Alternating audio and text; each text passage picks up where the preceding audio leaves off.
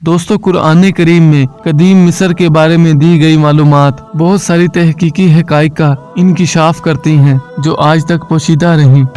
कुरान करीम का ये इल्म साबित करता है कि कुरान करीम एक सच्ची आसमानी किताब है जिसका एक एक लफ्ज़ बहुत ज्यादा मुक़द्दस है। प्यारे दोस्तों, हामान एक ऐसा किरदार है जिसका नाम कुरान पाक में फिरौन के नाम के साथ आया है। कुरान पाक में 6 मुकामात पर हामान का जिक्र फिरौन के नजदीक तरीन लोगों के साथ किया गया है। कुछ गैर मजहबी और बदअमन लोग हजरत मोहम्मद सल्लल्लाहु अलैहि वसल्लम पर इल्जाम लगाते थे कि आप सल्लल्लाहु अलैहि वसल्लम ने तो आसमानी किताब ज़बूर और इंजील को देखकर ही कुरान पाक को लिख दिया। नाउज़ बिल्लाह। प्यारे दोस्तों, कदीम पुराने मिस्र में पिरामिड्स के अंदर लिखी हुई तहरीरों को 200 साल पहले जब एक फ्रांस के माहिरीन ने उसे तर्जुमा करने की कोशिश की तो उस वक़्त हामान के बारे में पता चला। यूं उस जमाने की तहजीब, मजहब और माशी जिंदगी के बारे में मालूमात के खजाने सामने आए। लिखी गई तहरीर में साबित हुआ कि हामान नाम वाकई कदीमी मिस्री तहरीरात में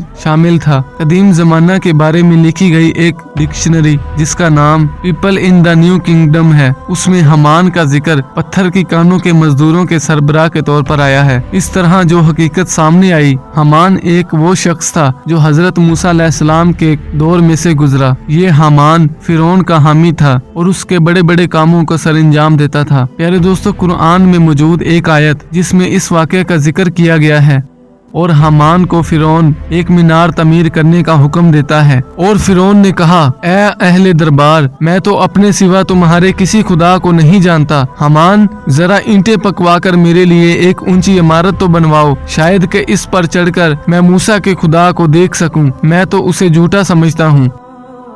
प्यारे दोस्तों, कुरान करीम की इस आयत में एक और मौजज़ाना पहलू भी पाया जाता है और वो ये है कि इसमें फिरौन ये कह रहा है कि तू मेरे लिए एक ऐसी इमारत बना जो ईंटों से बनी हो। दोस्तों, कुरान पाक के ना मानने वाले लोग कुरान पाक की इस आयत को झुठलाते थे कि मिस्र की उस तारीख में ईंटों का वजूद नहीं पाया जाता था, बल्कि ईंटें रोमियों के दौर के बाद की पैदावार हैं। कुरान पाक में इन लोगों का ये एतराज जारी था कि एक कदीम माहिरीन पैटरी ने इन जली हुई ईंटों को खोज निकाला। उसने कहा ये ईंटें इमारत बनाने के लिए इस्तेमाल की गई थी। चुनांचे ये ईंटें उस दौर के कदीमी इमारतों की बुनियादों में भी पाई गई थी, जिससे साबित होता है कि उस दौर में भी मिस्र के लोग पक्की ईंटों का इस्तेमाल करते थे और ये कुरान करीम की सच्चाई का मुंह बोलता सबूत है। प्यारे दोस्तों, मुख्तसर कहा जा सकता है कि हामान के नाम का कदीमी मिस्री तहरीरात में पाया जाना और ईंटों का मिलना न सिर्फ ये कि कुरान पाक के